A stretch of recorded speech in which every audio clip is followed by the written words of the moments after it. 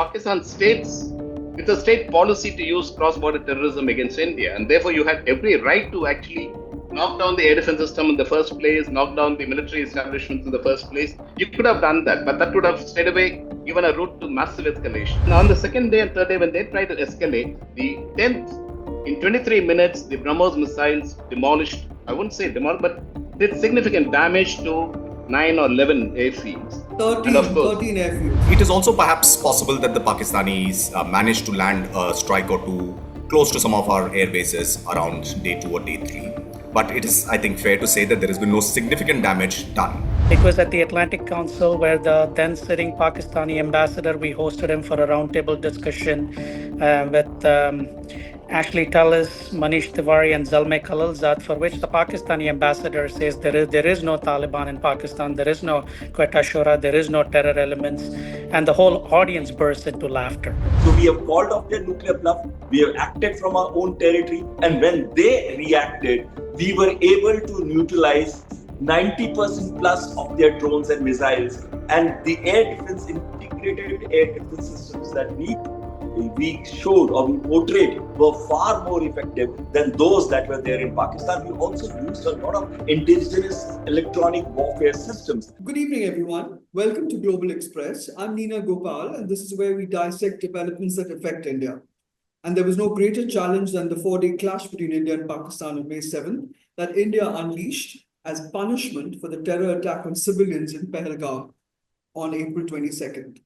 There is a cessation of hostilities, a ceasefire, but both the armed forces haven't really stood down.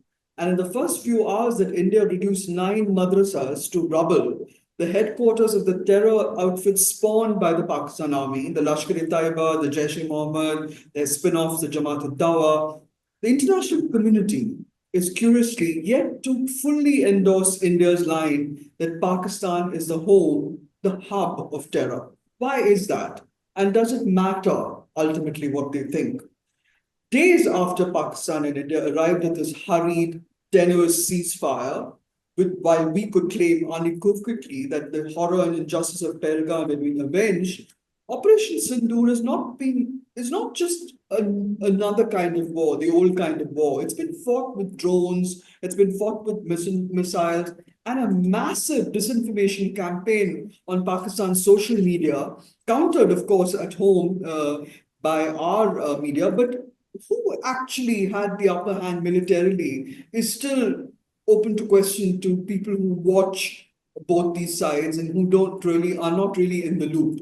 I've spoken to people in the border areas along the line of control, people who took shelter in the bunkers in Uri and Poonch and Baramulla, who braved the hundreds of shells that were rained down on them after India launched the attack on the 9 madrasas. Pakistan cleverly evacuated and shown international journalists that these were just schools.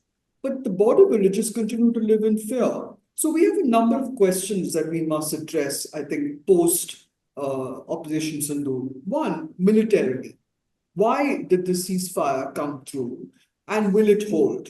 And this projection by both sides that they've inflicted huge damage on each other, how much of it is hype? How much of it is fact?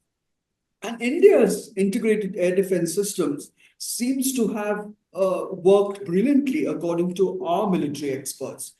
And the second question which I'm curious about is the strategic impact of Operation Sindoor. What does India stand to gain with this whole exercise?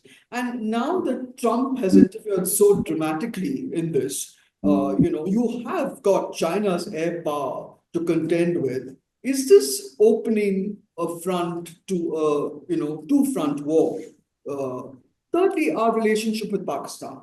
What happens next? Do we open communications with the military, with this ultimate jihadi the generals who run the show right now, including General Asim Munir? And this time, even the Sharifs seem to be on board. And fourthly, my last question is about how close we were to a nuclear showdown. Was the missile that Pakistan aimed at Delhi, which was shot down over Sirsa, nuclear tipped? I mean, we hit 13 bases, including Noor Khan, in Pakistan. And apparently, the sites where where the nuclear weapons are also stored, and there's talk of nuclear radiation. So we don't know what exactly has happened. I'm relying on my experts who have called in today to talk about this. Talk about India's Iron Dome, talk about whether India's called Pakistan's nuclear bluff, and whether this rehyphenation of Pakistan with India is a good thing, or especially since Pakistan has brought Kashmir back to the international stage. Talking to us today are a battery of experts. Air Marshal Matheswaran is a highly decorated Indian Air Force veteran with 39 years of active service. His last appointment was the Deputy Chief of Integrated Defence and Staff at the Ministry of Defence. He's an operational fighter pilot. He's flown over 40 aircraft, including the Jaguar. He's chairman HAL. He was chairman HAL, sorry, and is the founder chairman of the think tank, the Peninsula Foundation. Thank you, Air Marshal, for joining the show. Thank you. Also with us, just a correction, I wasn't chairman of HAL. I was recommended, but didn't recommend. It's okay. So it's in my neighborhood. So now you are technically the chairman. Yeah. Also with us is another fighter pilot, Air Commodore Ashminder Singh Bahal, who's worked across the diplomatic, security, and research fields. He's a highly decorated officer with 42 years experience, prolific author, television personality. Welcome, Air Commodore Bahal. And now to my strategic experts. Srinath Raghavan is a strategic affairs expert and a historian of great repute. He doesn't want me to say anything more about him, but welcome, Srinath Raghavan. I really do appreciate you joining us. And Bharat Gopalaswamy, he was formerly with the Atlantic Council. Right now, he's an independent security expert who functions out of the Middle East, but his knowledge of the inside track and inner workings of Washington and South Asia, the Middle East, and the Middle East in particular is now a huge plus for him, as he's now based in the UAE. Thank you, Bharat Gopalaswamy.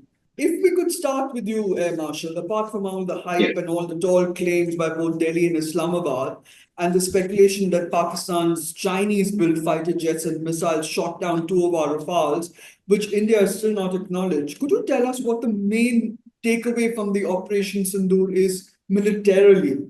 Because on day one, as we all know, 9 madrasas were destroyed, which is the terrorist infrastructure that everyone's talking about. And on day 3 or day 2, I'm not clear, I'd like that clarified, India went after 13 Pakistani military air bases. So why did we up the ante, Air Marshal? And then quickly agree to a ceasefire? Well, Neena, thank you for this wonderful panel discussion that you put together. There are a lot of good takeaways from Operation Sindoor, because I think fundamentally India has learned its lessons quite well from the Balakot one, and then for what all that we didn't do in 2008 and 2001, or whatever in the past. That's one part. Second is, in the fog of war, there will be misinformation is part and parcel of any conflict, and each side will, come out with preposterous claims, and then obviously one has to literally wait and see what have been achieved. So much of it is getting cleared now. If you, particularly experts, if you really look into various aspects of it. Fundamentally, we need to look at the objectives, strategic objectives that India wanted to send across and achieve. That's been done quite well, in my opinion. And the second is the best thing that has actually been demonstrated is escalation control, escalation dominance by India. So that will explain why we did those 13 airfield attacks subsequently, and all that I will. Air Marshal, if I can just button for a minute, was that escalation necessary? Because by it hitting the terrorist infrastructure, it sent our message across. What was the provocation to take it a step further and hit the air bases? Particularly the nuclear, the ones that were close to the nuclear storage areas. Well, so you see how you demonstrate the escalation control is what matters actually. And in the first case, when you now decided to demonstrate that we are not going to take terrorist attacks lying down, we are going to be also sending a message that Balakot doesn't seem to have had enough effect. You've done that again in a worse form in Pahalgam. And therefore, we are now going to actually do our homework extremely well, identify the terrorist infrastructure, and then knock them down. That is exactly what they've done. Whether the madrasas or whether the proper infrastructure, that's immaterial. But wherever their strongholds have been identified, and I think intelligence has done a wonderful job this time, they've been done. Second, if you look at the 2 days of Balakot operations, there is some homework that was lacking. And therefore, much of what we achieved on the first day was probably neutralized. So this time the Indians have been India has been well prepared. And therefore, and also we've also got new arms, new aircraft, and we've utilized that well. Our air defense system has been put together well. So the homework has been done extremely well. And therefore, the decision that no aircraft or no army will cross the border. So that is the first step in ensuring that you're only doing a retribution or a punitive action without actually allowing room for escalation. Not that they wouldn't expect Pakistan to retaliate. Of course, we would have expected, but now we are retaining the control in our hands. So you've destroyed the terrorist infrastructure. You not touch the military locations. You not touch any other targets. And you also indicated, although you indicated the Pakistan states, it's a state policy to use cross-border terrorism against India. And therefore, you had every right to actually knock down the air defense system in the first place, knock down the military establishments in the first place. You could have done that, but that would have straight away given a route to massive escalation. So we've been careful. So we've done only the knocking down of the terrorist infrastructure in the first stage, on the first day, on the first attack. But Pakistan has responded, and Pakistan has also been careful. Both are nuclear weapon states, and therefore your escalation is controlled. So they've responded without allowing their aircraft to cross the borders, without allowing their army to cross the borders, but use missiles and drones. And this is where our preparedness comes into the picture. So we expected that retaliation. We've been well prepared. And the integrated command and control system, which we began putting it together in 2005, and I was involved. I felt very happy to. I felt extremely happy to see it fully matured and functioning extremely well. Multi-layer air defense system, and the new technology has come into it, which is counter drone systems, and of course there's a lot of artificial intelligence that is being brought in. All that is put together and brought in, and very robust air defense system functioning.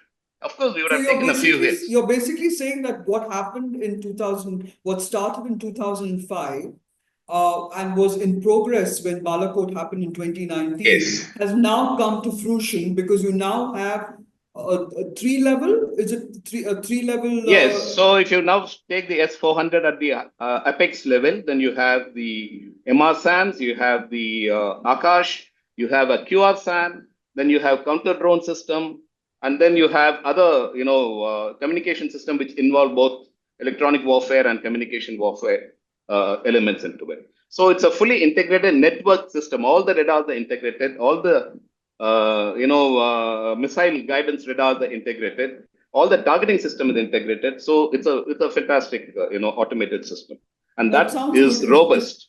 Is it, if I can just come to you, Srinath Raghavan, there's much talk about within Pakistan and with among Pakistan supporters that the Indian army also suffered a lot of blows in the sense that they say that the Chinese fighter jets and the missiles that the Pakistanis used was, that they were able to damage our air bases. I mean, there are no pictures to back that claim. It's not verified, but they claim they destroyed Udhampur.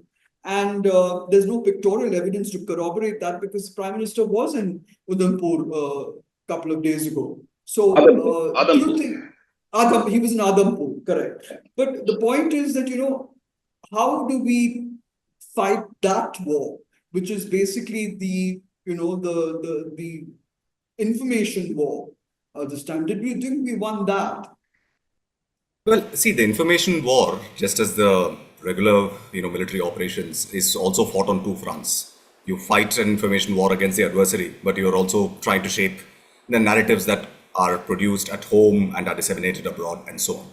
And, whatever the Pakistani sort of narrative in terms of, what they managed to do, I think there is enough evidence to suggest that, the Indians did manage to get their hits quite right. And I think, as our Marshal Matheswaran pointed out, while in Balakot, there was perhaps some question mark about what exactly was accomplished. This time around, from the very get-go, we had enough sort of images and, videos, etc., to back up what exactly we had done.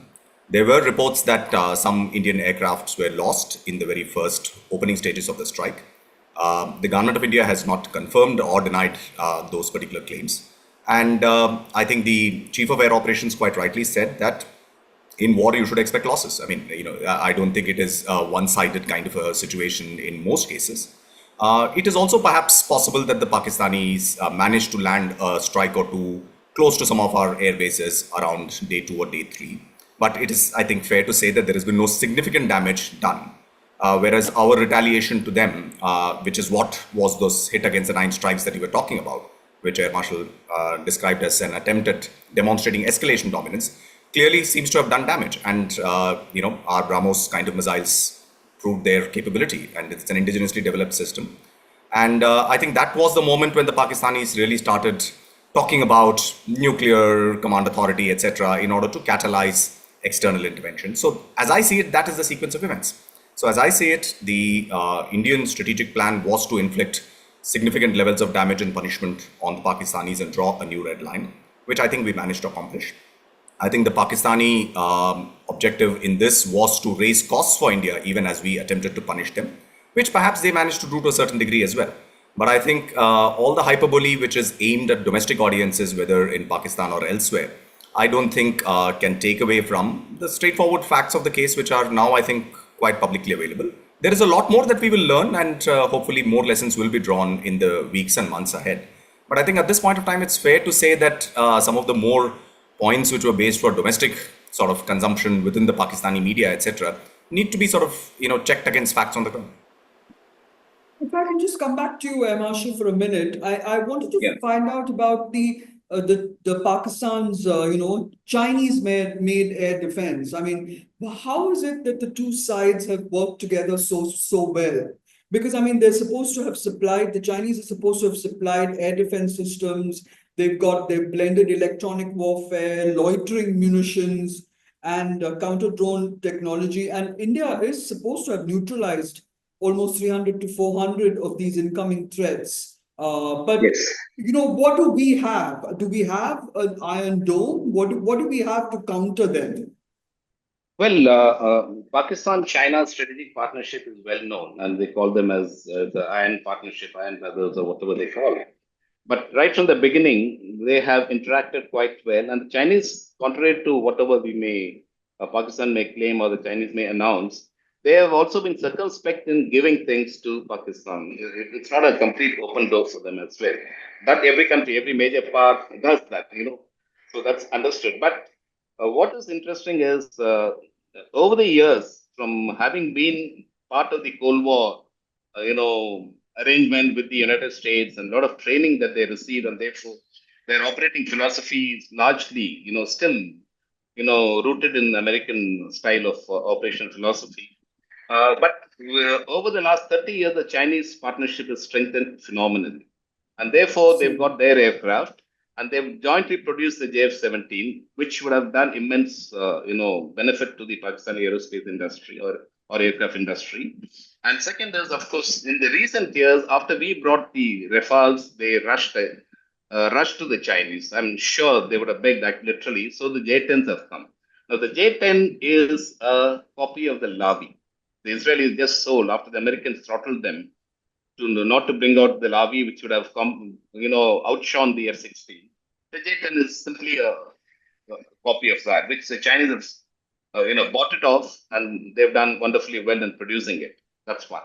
The PL-15 is a long-range missile, air-to-air missile. This is where the seventh night, showdown, which Pakistani, their deputy chief does that briefing and claims it probably is the first case demonstration of a massive 125 aircraft beyond visual range combat that was taking place. Nobody Oh will call my. it as a combat, because at night it's all BBR, pattern of engagement that do take place. When you talk about combat, you'll always talk about within the visual range. That is the combat scenario that we talk about. But what all said and done, there were a lot of aircraft in the skies. And what is important to understand is that is where you will get the correct picture of the claims about Indian aircraft being shot down. Because now more and more data that I see, I cannot believe that they've achieved anything at all on that day, and we haven't So lost anybody. you're saying that it's a fake story that they've planted. No, That we haven't I'll lost explain any that. of our. Yeah, we haven't lost. At least no pilots have been lost. That is very clear. Whether something Yeah. has been damaged, we will come to know later. I know, like Srinath pointed out, the DG Air Ops statement that in war you expect some losses, but look at the final objective. If you achieve the final objective, you achieve the objectives. That's what matters. So what is important is the strikes on the 7th early morning on the terrorist infrastructure was not a surprise strike.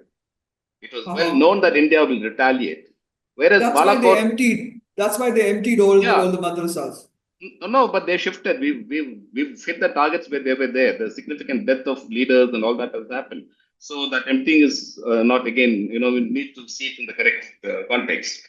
But in Yeah. Balakot, there was an element of surprise, right? Whereas here there was no surprise, so the PAF was extremely well prepared, expecting an attack anytime. For days together, they would have done the same thing.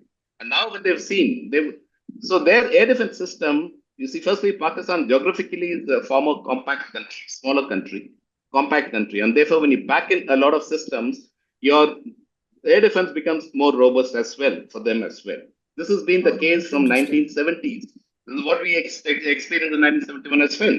So they had a German system that was Siemens system that was the base of the air defense system. So right now they have also moved towards network-centric warfare pattern. They've got airborne control systems, which is based on EDI, which is a Swedish system. They've got about 8, 9 aircraft they've got.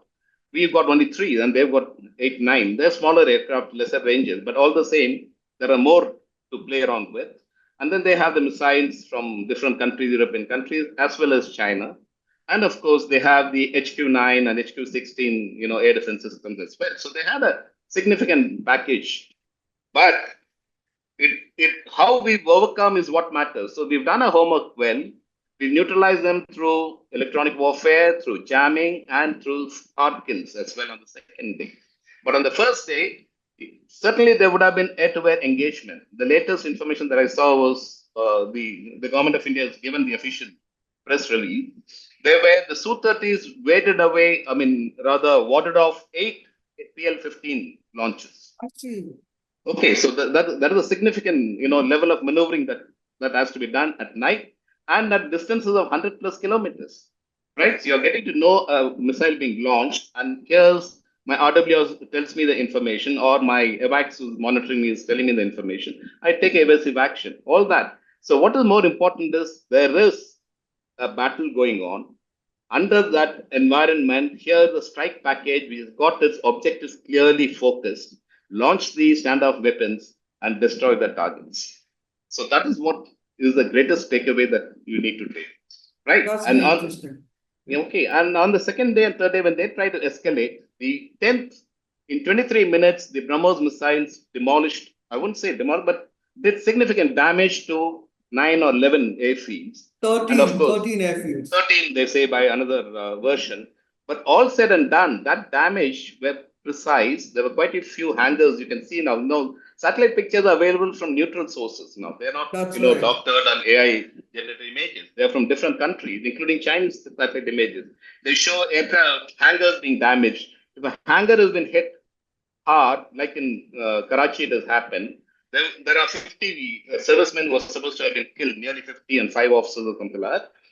More aircraft have been damaged. There are at least 2 confirmed aircraft destroyed on the ground. Similarly, it happened in other areas as well. And So, in Nurkan also. yes, Nurkan. And of course, the nuclear one, I still don't, I have no, evidence to really believe that in a distinct fashion. But all said and done, when your major airfields are neutralized even for a short time, you are now open to a massive attack on a second level attack from the Indian Air Force. That's Now, very interesting. no country would be able to withstand that. And that is the Yeah. reason where they were forced to sue for peace or ask for ceasefire immediately. It is Pakistan which has been put on the map immediately. Yeah. Bharat, if I can bring you in on this, the fact that, Pakistan has gone around town saying that it was India which actually pleaded with the US to step in and call for a halt to hostilities, when everyone, as Air Marshal has said, and so many other people have said, it was Pakistan that got very rattled. General Asim Munir apparently was taken to a safe spot, and in a closed door session, I hear that he told his generals that even though they were going to amend their nuclear doctrine, India was the one that got through, and actually forced Pakistan to ask for American intervention. What do you have to say about this? I mean, do you think there's any truth to any of this, or is it just conjecture? Um, look, I want to revisit one of those points about, probably all of you have seen the New York Times coverage on the satellite imagery analysis of Yes. how many hits on both sides and who clearly, like New York Times doesn't say it explicitly, but it points out to the fact that India achieved most of its targets and objectives comparatively vis-a-vis Pakistan. Okay, so if you take that as if you take that as a baseline, you would see Pakistan has been crying for international attention forever, even before the war began on Kashmir and other issues. And after they got rattled, I believe that one can strongly believe that Pakistan must have been the case that pleaded external intervention, because it's been going around town to the Turks, to the Azerbaijanis, as well as the Americans, and whoever can help it achieve its cause, it did. Pakistan always denial. Pakistan is a master of denial. They've always denied. They've denied the World Trade Center bombings, which were subsequently linked back to Pakistan. They've denied Bin Laden was ever found in Pakistan. Subsequently, Pakistan's also, I even remember one time Zalmay Khalilzad pointing out in an interview that, when he was newly appointed ambassador to Pakistan, he goes, he goes to see Musharraf. He carries himself a basket of Afghan pomegranates, and he says, and he reassures Musharraf on on his India concerns and every other concerns and how the United States could help. And in return, Zalmay Khalilzad requests Musharraf said, "Can you give me the name of one Taliban?" And for which Musharraf answers, "There is no Taliban in Pakistan, so I cannot give you any names so that we can find." Okay, so the story about them, and of the closest one for me is a news headline that is still available. It was at the Atlantic Council where the then sitting Pakistani ambassador, we hosted him for a roundtable discussion with Ashley Tullis, Manish Tiwari, and Zalmay Khalilzad, for which the Pakistani ambassador says there is no Taliban in Pakistan, there is no Quetta Shura, there is no terror elements, and the whole audience bursts into laughter. So, when this is how this is a normal behavior. We should not be surprised that this is a normal behavior. And I think for the first time, they never, the Indians called, I would say, Air Marshals has put the operational terms in great detail. But this is the first time I actually think the Indians actually called the Pakistani bluff and just said, "Bring it on, we'll see," because we can be held to blackmail for this forever. And this is, once their bluff was called, and they tried to threaten the Indians with convening the National Command Authority, which I thought was a signal. So they had no other option than to resort to diplomatic pressure from the outside, saying that, this probably will get out of control and we need to make sure that this doesn't go in a way that we don't want it to go. But the general consensus, Srinath Raghavan, is that Pakistan has, after many years, brought Kashmir back into the into the center place, and basically it's now going to be the sort of the whip that they're going to use to get the world to, I don't know what they want out of it exactly. What do they want India to do, basically? Because I mean, India's abrogation of 370, Article 370, has created a union territory out of and into integrated Kashmir into the Indian Union. And for all, it looks very likely that probably India will restore statehood in the coming months and years to come, which will give the Kashmiris a sense of belonging to India. What has Pakistan attempted? What was Pakistan's point in giving Kashmir this, this megaphone diplomacy, so to speak? What did they try to achieve? So obviously, see, the Pakistani position on Kashmir is a very old one. Even recently, the army chief kind of reiterated the centrality of Kashmir to Pakistani identity, etc. Right? I mean, and this is a dispute that's been going on for as long as these two nations have practically existed in their modern forms. Now, did this crisis sort of internationalize the Kashmir question? I think yes, it definitely brought the Kashmir issue back to the forefront at a time when, please recall that there are many crises happening. I mean, even in our West Asia, there are all kinds of things kicking off. So to that extent, yes, I mean, did it gather more attention diplomatically from world capitals, from various things? Yes, certainly it did. Does that mean that, the Kashmir issue is now going to be the most burning problem for the rest of the world to kind of focus on when it comes to dealing with India? I do not believe so. Because, there was a time when, a lot of pressure could be brought to bear on both India and Pakistan, particularly on India, to talk with Pakistan over Kashmir, etc. But those days are frankly behind us. I mean, it's very much the ball is within the sort of court of the government of India to decide at what pace it wants to do those talks. And frankly, it has been so for a while now. I mean, I think it was really a pointless exercise, wasn't it? I mean, to try and internationalize Kashmir and expect, was there another point? Was it a ploy to bring the US back into the Pakistan game, so to speak? No, I think, we have to make a distinction between what happened during the crisis and what Pakistan wants to do politically, right?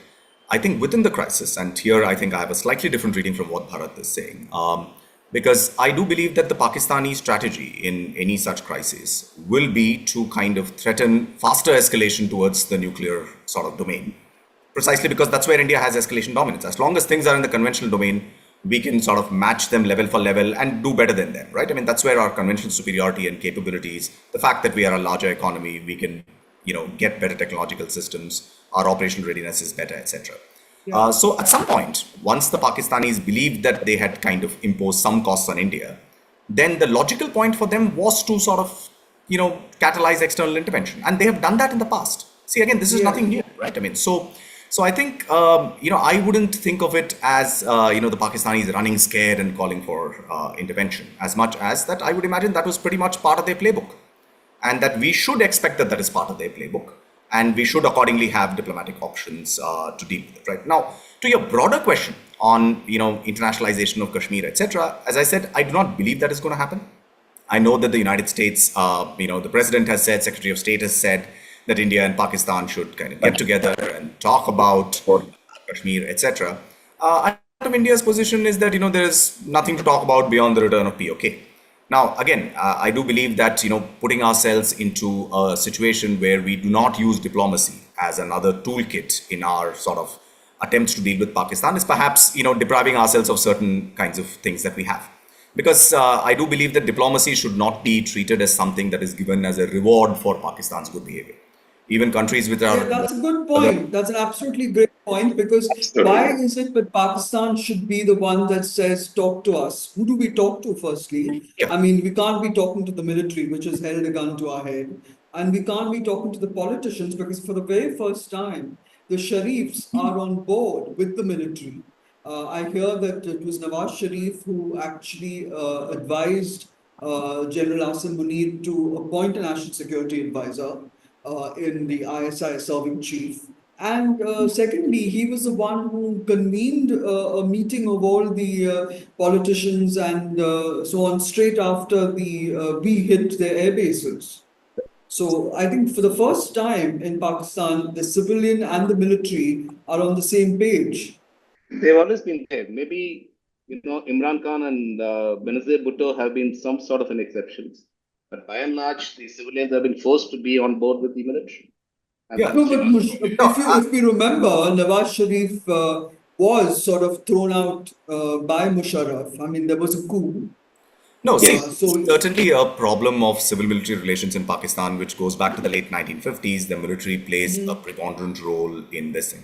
But I think when it comes to serious conflicts, especially crises with India, wars, etc., you would find that their entire political and military system is integrated. The political system may well be, and my own reading is that this is one of the weakest governments that Pakistan has seen in terms of civilian governments. So it stands to reason that they will align themselves more closely with the military in dealing with this situation. Also, Neena, I think it's important to point out that this is the first crisis and conflict in a while that has actually targeted or whatever, where civilian populations on either side have been affected beyond the state of Jammu and Kashmir. We've seen sort of air raid precautions happening on the India side. There have been some sort of news of casualties, civilian casualties, etc. on the Pakistani side. But certainly, a city like Lahore, which is a major city, has experienced what it can be to be within the domain of strike from Indian military, etc. I think all of that means that you should expect the political and the military situation, establishments to coalesce more, even if the political establishment remains subordinate to the military's prerogatives.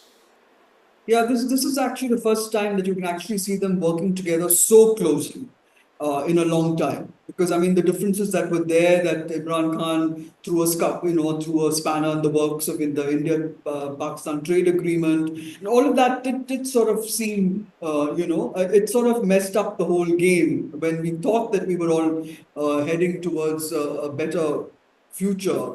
Both trade and the border and all of that became an issue.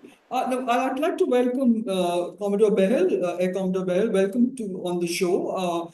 We've had a very good discussion in your absence about the actual drone warfare, but I'd like to hear what you have to say about the new battle, the new form of the war that has been undertaken this time. It's a completely new war game, so to speak, with no troops on the ground, and yet everything was handled, the battle was in the air.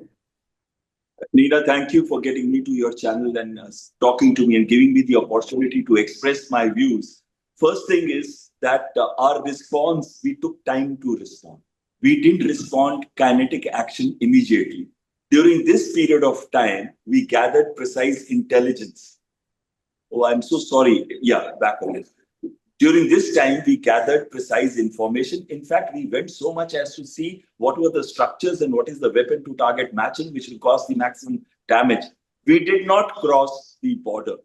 We carried out a measured, proportionate, responsible, as well as a discriminatory action in which we But Air targeted Commodore, their if I can just butt in for a minute, we did penetrate their air defenses ultimately, even though we didn't take a kinetic response straight away. If we were the ones who actually went for their madrasas and went for their schools, was that not Exactly. kinetic?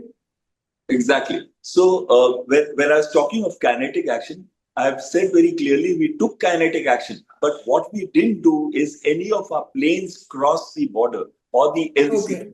Whatever weapon systems were fired, whether they were Brahmas or whether there was the Scalp or any other type of weapon systems, they were fired within our own territory.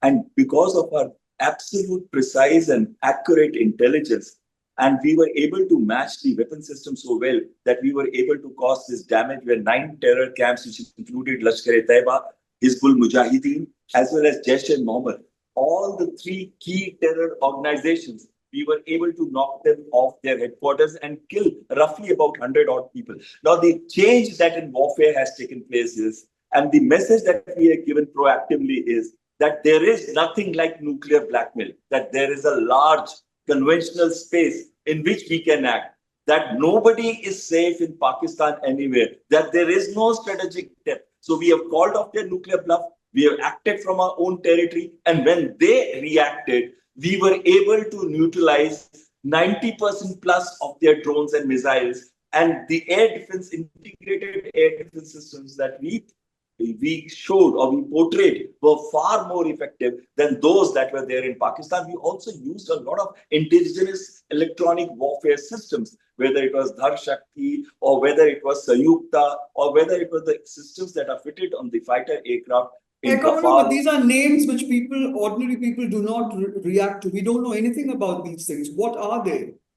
Exactly. So basically, there are two types of electronic warfare systems that we use. One is on ground based, which means we could look and gather communication intelligence, whatever they were talking or speaking. And secondly, we could gather the signatures of their radars, which means what is the frequencies in which their radars operate. We were also able to gather information about GPS and other systems that they use, electronic systems. So when the operation started, we were not only able to jam their radars, but we were also able to jam the GPS signal. And we had our own NAVIC satellites which were providing us coverage, which gave us extremely accurate navigational accuracy of about 1.5 to 2 meters, whereas we were able to jam this. And we were also able to jam the link which is there between the drones and the ground controlling stations from where remote operations can be carried out. And we were able to jam the link of the weapon systems that they were using to be put onto our territory. So that is the reason why you never saw so much of damage. We were able to recover a PL-15. We were able to recover lots of missile parts, that is both of Fateh 2 and Abdali. Our actions were based on exploiting the electro warfare magnetic spectrum, denying the same to the enemy, that is Pakistanis, as well as using those weapon systems which were extremely accurate and hit at where it hurt. Yeah. Marshal, if I can bring you in, would you like to comment on that? The fact that we have advanced so far ahead that there is no parity anymore. I mean, in the past, everyone said that the Pakistan Air Force was far superior to ours, and in 1971 they had run circles around us in Bangladesh, in East Bengal. I mean, that's what I was told by a lot of Pakistani Air Force officers that I used to meet. Do you think we have forged ahead? Have we proved that there's no parity anymore? There's no parity, Neena, between the two of us. You see, the Air Force doesn't consist of fighter squadrons alone. The Air Force is much bigger than, if we could also talk about the Navy, we could also talk about the warships. I'll say that. So the Air Force, while the fighter squadron strengths have been going down, we are down to about 32 squadrons. But quality of our aircraft is way better than theirs. That's one point. And second is the air defense system, which consists of missiles, radars, now drones, communication systems. These are all far more expansive and technologically advanced, and far more, in numbers, much more than what Pakistan. But at the same time, as I explained earlier, Pakistan is a compact geography, and therefore lesser numbers can actually provide them fairly a robust defense as well. And now, what has made the major difference is what Commodore Bahal has explained. Like Colonel Angad actually we worked doing that before. So the electronic warfare homework has been done extremely well. And therefore neutralizing, and that's exactly what the government's official report also states. They've been able to neutralize the air defense system on the first day while penetrating and achieving complete success in the strikes. That is extremely important. And so in terms of technology sophistication today, the IACCS is far ahead of anything Pakistan has today. And that IACCS has proved itself extremely well in the 4 days of operation. That's the battle tested now. But Pakistan has also said that we were bluffing on the what we were doing with Karachi. The fact that we actually had our 36 warships, trying to. The point is whether it's 36 or 6 warships, it doesn't matter. The Indian Navy is far bigger than the Pakistan Navy. Pakistan Navy is the smallest of the three services. One, and second, given their lack of strategic depth, it is just one smaller coast, and from the Arabian Sea we can blockade should this situation arise. Blockade would have been the last resort. But but the Navy would have been ready. And therefore, that's a threat. That's a Damocles sword hanging on them all the time. So that's a pressure Yeah, point for them. That is that's very interesting. that's a very important issue. So you have a Absolutely. massive. The Navy has been on the ground, on the seas, provide creating a pressure point on the leaders. The army has been fully mobilized on the borders, creating another pressure point, and the Air Force has been given a complete free hand to carry out what it needed to be done. And the biggest takeaway in this 4 days of operation is, and that's the lesson that the government and the military leaders have learned, is that the political leadership function exactly like what we did in 71. The political Hmm. leadership provided the political directives very clearly, and then they did their job. The MEA did their job, the political leadership did their job. Military was given complete free hand to execute and achieve their objectives militarily and strategically. And that's extremely Management important. 2.0. Yes, absolutely. Absolutely. Bharat, if I can bring you in, so it was an eye-opener for the rest of the world. The fact that India functioned, that India is no pushover, that its military tactics actually worked to its advantage. Because, Pakistan's analysts have repeatedly called into question, in whether even India can even be a reliable ally, in the Quad partnership, basically saying that, we gave them a drubbing. I mean, why would they be why would they even want to be considered as a member of Quad? I'm sorry, why would the US even want them on their side? So, do you think that, that it's really a false narrative that Pakistan has spun all this time, which has been blown now with Operation Sindoor, that the US I'm not. would still want us on its side? Um, I'm not sure if it's a false narrative or a true narrative. I'm not going to qualify that. But if I were a Pakistani analyst, or if I were a Pakistani media person, or if I were a state-run media house in Pakistan, this is exactly the song that I would be singing, because the last time I was in Pakistan was in 2017. Um, and what I saw of the state was, it was completely in shambles. Islamabad was not where it you compare, again, without no comparisons, it's apples to oranges comparison. Somewhere, we've India has left Pakistan way far behind than what they both states are completely different. India has moved on, and India is in a completely different space globally, economically, as well as in terms of its diplomatic clout and everything else.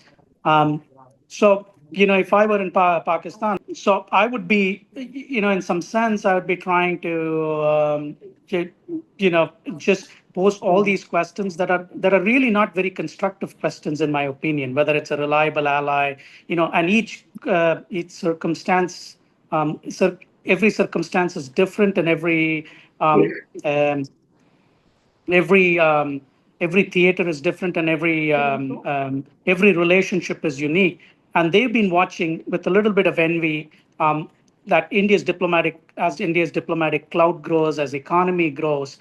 They want to pose challenges and questions, that to see whether India is such a reliable ally, and those are very loaded, big questions. So I'm not necessarily surprised, because it's easy to ask these questions, but how reliable is reliable at the end of the day? If anything, today the Americans are not the most reliable ally to their own Canadians or Europeans. So that's a different story in altogether. No, but So that's these also are just. because Trump's inner circle no longer has the kind of brains and smartness that I mean, this doesn't have the smart advisors that he needs, because you had JD Vance saying that India Pakistan is not something that America would be interested in, and yet 3 days later they had to It's not even, change their whole. you can actually stretch this problem way back, from the initial days that I entered in Washington. There used to be a saying amongst us that the US White House is like a bunch of 11-year-olds flocking to a in a soccer field, effectively, where one day everybody was a Syria expert, the next day everybody was a Libya expert, the third day everybody was a South Asia expert. So where the next crisis is, everybody flocks to that particular crisis. So this problem about Trump's closest advisors, or even Biden's closest advisors, actually, the capacity in the US, the National Security Council, and the advisory system and overall establishment over a period has degraded, So I don't think it's a Trump specific problem, but also America over the last 15 years has been subject to so many other crises and mismanagement and rot in the political system. That's created a void in itself. That's very interesting. Srinath, if I can bring you in, I mean, the China-Pakistan alliance is very, very strong, and China they've conducted military exercises, I hear, together over the last couple of years. But also the fact that China is now pushing India on various points. I mean, it's renamed Arunachal Pradesh's towns all over again. And it's now, I hear from Pakistani sources that China wants to extend the CPEC and to have a CPEC 2, which will then also require, will also be illegal because it could go very close to Siachen. Which is something that India has refused to give up, even though they've been pressured to give up Siachen time and time again by the Americans and over the years. How do you see this panning out? Because it's not just China also, it's also because Russia, which is one of our closest allies, is depending more and more on China as the Ukraine war continues. So maybe let's start with the question of what the China-Pakistan kind of relationship looks like in the light of the current crisis and where we are going, right? I mean, so on the one hand, the Chinese obviously condemned the act of terrorism, but they also sort of, gave a little bit of cover to Pakistan in the UN Security Council by making sure that whatever statement was issued did not actually name the group which was based in Pakistan, which had carried out these attacks. So there is still that kind of a diplomatic kind of cover and insurance that China seems capable of providing to Pakistan in situations like this. Now we know for a fact that at least based on what reports we have, some of which are not only Pakistani reports, that the Pakistanis have used Chinese origin systems, aircrafts, missiles, etc. And I think even our PIB report talks about some of those missile parts being recovered in India, etc. And then it does look like it's not just technology, but operational concepts. Again, Marshal Matheswaran might be able to tell us better. We'll have to see how we assess what the Pakistani performance is. And I don't think we should take an entirely one-sided view of these things. I think a more balanced professional assessment will be made of what those capabilities are. Either way, Srinath, go back to my question. Isn't Pakistan a convenient proxy for China to keep India on edge? That was always the case, right? I mean, since 1962, the China-Pakistan relationship has developed, partly because Chinese have found Pakistan to be a useful counterweight against India within the context of the subcontinent itself, and that has always been there. But I think going forward, the China-Pakistan relationship will face new kinds of questions. Because I feel that, with the new doctrine that the government of India has publicly avowed, now that every act of terrorism will be deemed an act of war, which is to say that it is a state-led act of violence against India, and that it will invite retaliation. Now that puts Pakistan in a bit of a corner. So I would imagine that the Pakistanis will now seek greater strategic reassurance. But at the same time, we should not expect that the Chinese will provide that kind of thing. As Marshal Matheswaran was saying, even with technology, countries tend to be somewhat guarded. And again, I mean, we should perhaps study things like the China-North Korea relationship a little bit more closely, right? I mean, nothing is open-ended, but we should expect that there will be a little bit of calibration going forward, because the Pakistanis now need more strategic reassurance in this domain, right? And what that does mean for our sort of military plans, etc., is something that we need to think hard about. On the Russia thing, again, Neena, it is true that the Russians today, in the wake of the Ukraine conflict, which has been going on for a while, have become economically and even in certain cases technologically more kind of reliant on China and the Chinese system. But I think it is in India's interest to not overstate that dependence. I think we should recognize that Russia has shown itself to be a significant military power, which has deployed various kinds of technologies, mobilized manpower, run a war economy now for 2.5 years, without really crumbling under the kinds of pressures that the West has brought to bear. And I think it's important that we understand Russia to be a major power in its own right and not simply kind of a second string player to China. I think that would be incorrect on our part. And even in the past, the Russians have always been mindful of our security concerns vis-a-vis China. And it is in our interest to make sure that our diplomatic strategic relationship with Russia remains at a level and even develops in ways. Okay, we'll come back to you, Srinath. Just a minute. So I basically, Marshall, wanted to talk about also the fact that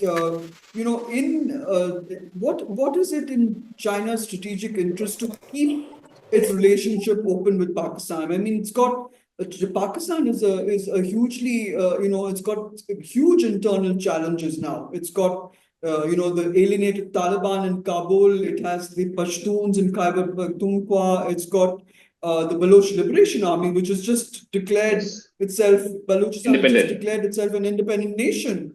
And yet there is, like I said, I was asking Srinath about, Chinese officials and Chinese engineers have been targeted in Quetta. And it's not really, up the security that is there for the Chinese is practically zero. So where does this, I mean, militarily also, if they're so committed to each other, and strategically now, do you see that going in forward? Like Srinath said, firstly, in my opinion, China is not going to fight Pakistan's war. It's never going to take on that kind of a responsibility. That's one. And like all great powers, and China is very clearly is a peer competitor to the US. And what's going on in the world today is, and that's where what Srinath explained about Russia also, falls in place very well, is that we are at a power transition time. This is a phase the battle will go on for another, I would say, 10 to 15 years, because the world order will get rationalized, which is the phrase I generally use. Because we've been living under the Western-dominated, US-dominated, Western-dominated world order for the last 400, 500 years, and the world is wanting to get rid of that. That is going to happen, and this China will do it. And therefore, when China keeps the larger picture in mind, they don't want the nuisance of Pakistan. They'll keep supporting Pakistan. They'll make sure Pakistan survives. There's no threat to their security in that context. But they will not want Pakistan to become a liability to them. So it is CPEC and even the Myanmar CMEC or whatever it is called is China's requirement to sort out their Malacca dilemma. We are still going to be energy dependent world for better part of this 21st century, which is for another more than 50 years. So till such time renewable energies and energy transition takes big hold, the fossil energy is going to play a critical role on a country's economic growth and security. And therefore, they would want the CPEC to, be available, and also through the Myanmar. So that is how their interest lies there. That is the most important aspect we need to see. So from that angle, they will, provide the economic support to Pakistan. They will sort of safeguard them through using their veto to the Security Council. They will, give them the arms that is required for their security. But beyond that, they are not going to go. And even if you notice, they have not even made very vociferous statements what they would have made earlier. Even in Kargil, they kept the neutral statements in place. But they provided the important intelligence, important satellite inputs, extra they will do. So we need to look at from the larger picture of what's happening in the world and what is the real, power transition struggle that's going on in the world. And then correlate that with all these. You're basically saying that if China becomes the leading power in the world, then it will also look at its relationship with Pakistan and India differently. Yes, of course. Of course. I mean, today, you look at the trade between India, despite all our problems starting off from 2020 or even earlier 2013, our trade has been growing. And last year, our trade was $128 billion. $100 in favor of China, right? So, I mean, it's a vulnerability for us to be so much of dependent on their imports from China. But China is laughing all the way to the bank. Okay, so now they're not going to lose out an important market. India is a growing market for them. So economically, it will be foolish on the part of China to burn all bridges and then say, okay, for Pakistan, we will treat India as a massive enemy. But that is not going to happen. On the other hand, it makes sense for them to strategically keep a bottle with Pakistan. What the US is trying or what the Chinese are trying is to hyphenate India and Pakistan. I believe, as Srinath explained earlier, that hyphenation period is over or after the 1971, or let's say post 1991. Now there is no one can try and hyphenate India and Pakistan on the same terms. India is a much bigger power. It has a global role emerging as we go along in the better part of the century. And therefore, it is up to us to whether we want us to be hyphenated or we want to go beyond Pakistan. Treat Yeah, Pakistan if as a I can nuisance bring you and go in, along if with I can bring you in, Commodore Bahal, could you tell us something about the, this new drone warfare that you talked about, that at you talked about in all your programs? Is that something that we should be, aware of? Because, I mean, is that something that we can actually, take forward? Because now that we've shown Pakistan what we can do to counter them, can we do the same thing with China? A very nice question, but I want to tell you two things about this aspect. The first thing about, there is a lot of news about Indians taking over POK, and lot of public sentiment being brought up that Pakistan occupied Kashmir should be given to us, wo hamara hai, and that kind of naras are coming up. But there is a very important link of China with the warm waters of Arabian Sea. And the CPEC projects cost $62.5 billion, out of which $26.6 billion is loaned to Pakistan. And they were supposed to give back $2 billion this year in March, which has been rolled over. So if any attempt is made towards POK, the China will jump in because of the CPEC projects, because of the link that it wants to have with the Arabian Sea. That said, done. Now, we were talking of drones. The drone warfare is going to emerge. You do not lose a pilot anytime when the drone warfare takes place. So, but at the same time, if you see the introduction of drone warfare, except in Nagorno-Karabakh region, where it really made a difference with respect to Armenia and Azerbaijan, nowhere else the drone warfare has been more like optics. You have seen those drones go hit the buildings or the towers in Russia. But what has it effectively contributed towards ending the war? It's already more than 3 years. The war has not ended. Drone is just one mean of warfare. What people confuse is that days of fighter aircraft are gone. Biggles comics are no more going to be in business. This is all pure, I think, conjecture for the next 25 to 30 years, at least till the artificial intelligence becomes so good that it can really start thinking like human beings. So, and can you believe this? Chinese are getting 1 million drones. Air Commodore, are you saying, Air Commodore, that the drone warfare is being hyped up too much? Exactly. Has it produced a strategic result? For example, Gaza, it's been there for now over a year, but a year and a half nearly. But what has happened?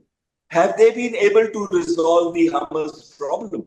No. Or the drone warfare with Houthis. The basic thing that I want to tell you is that it is overhyped, and China is getting 1 million drones this year. Mostly there'll be loitering munitions. Loitering munitions means those drones which go over the enemy territory, over the target, find out the target, identify it, and then home on like a kamikaze or a suicidal drone, a suicidal effect. So what I want to tell you is that drones are a part and a means of warfare, but drones are not an end in itself. What we need is a strategy that integrates everything, including, we were talking about integrated air defense systems, as well as it includes the fighter aircraft, the airborne warning and control systems, and many other elements, including the boots on ground. Because eventually, if the ground has to be held, the boots on ground have to be there.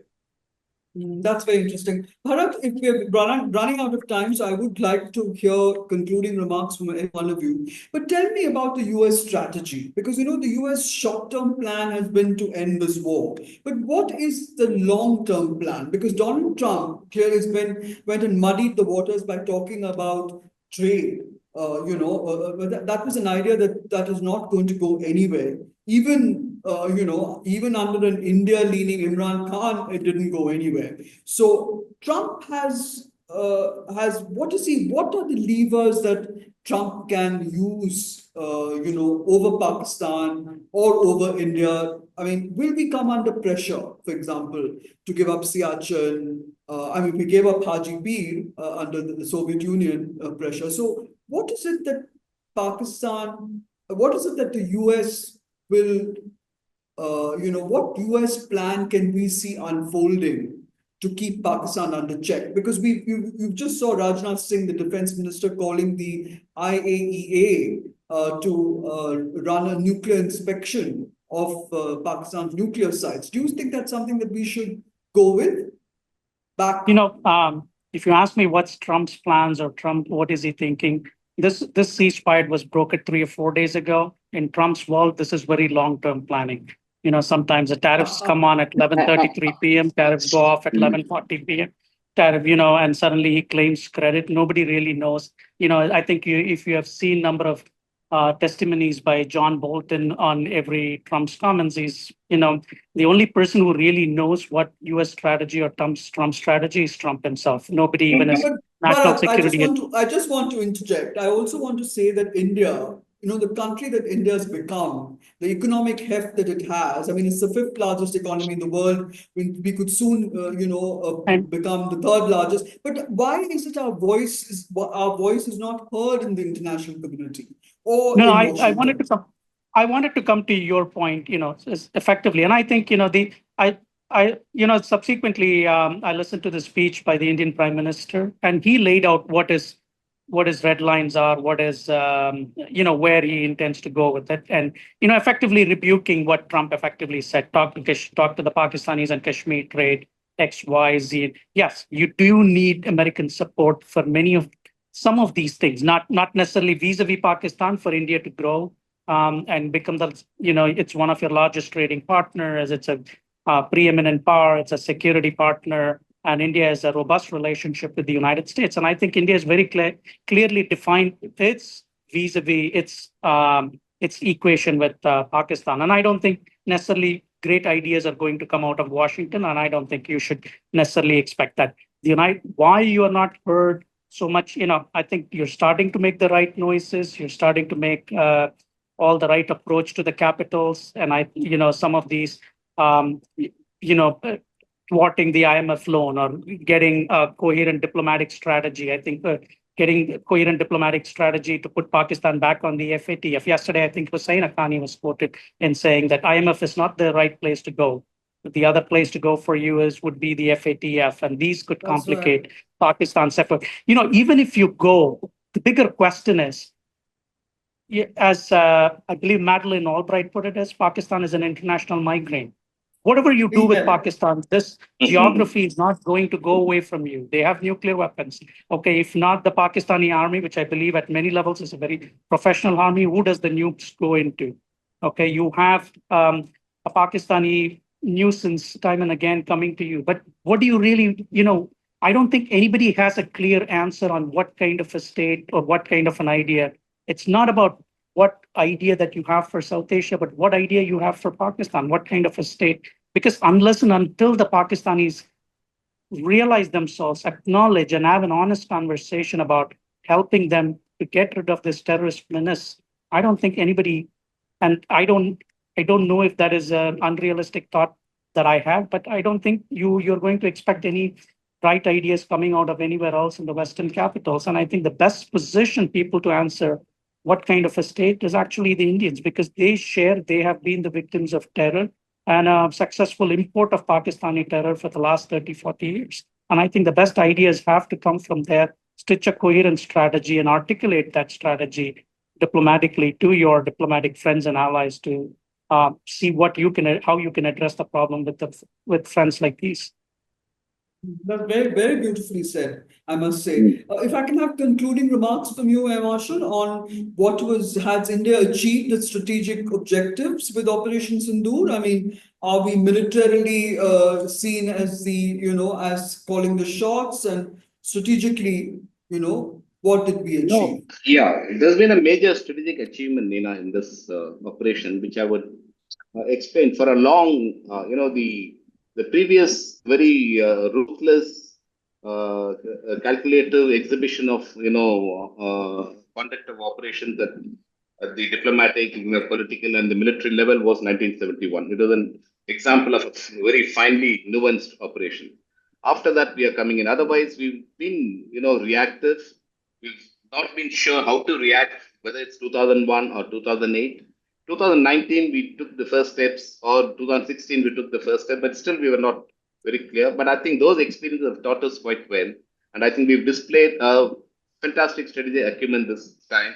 When to call it off, how to conduct the operations, what to, although it may look at we are reacting to what Pakistan was throwing at us, it is very clear that we were reacting in a way by understanding what they will throw at us and how to actually go one step further and make the cost more prohibitive for them. Correct? So finally, we reached a level where it was extremely prohibitive for them, where they had to sue for ceasefire. So this is a great display of a very fine strategic acumen. There's a Reyes Klein when he measures. He was in the CIA when he measures the ranking of world powers.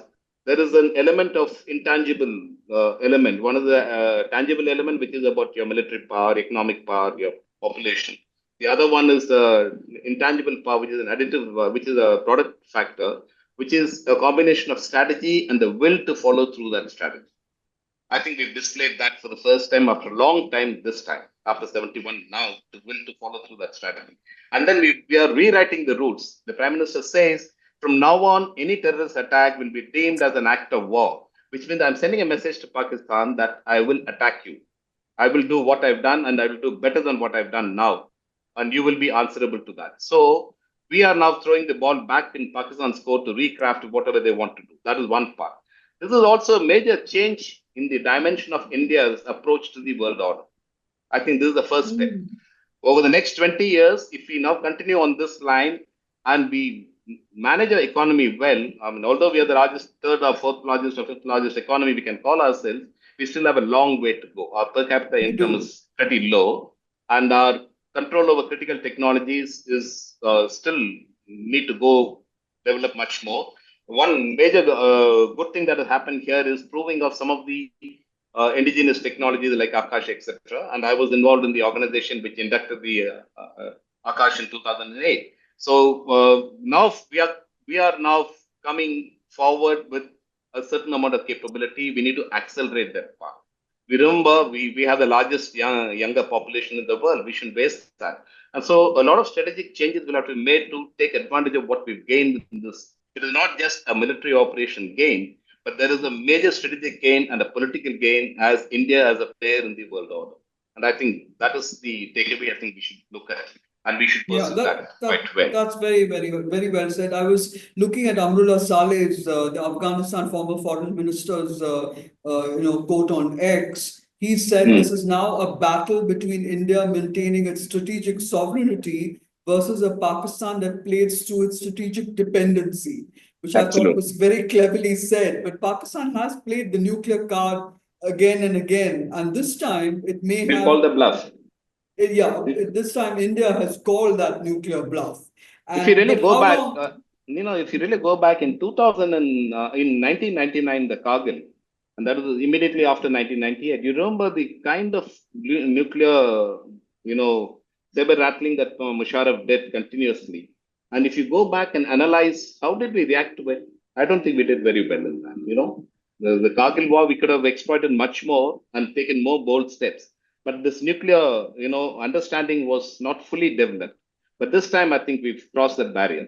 So I think the bluff has been called very well. That's true. So, but how long will it take for, major powers like Washington and France and all of these to take their blinkers off is, of course, open to a debate. But thank you very much, Marshal, for coming on the show. Thank you very much, Bharat. For all your insights. I did want to bring out what the Middle East was going to, how the Middle East was going to react, but I think that's a story, that's a discussion for another time in another place. Thank you very much, Srinath Raghavan. Thank you, Air Commodore Bahal, for coming on the show. Viewers, please do click on the Global Express icon and click and share. Thanks a lot.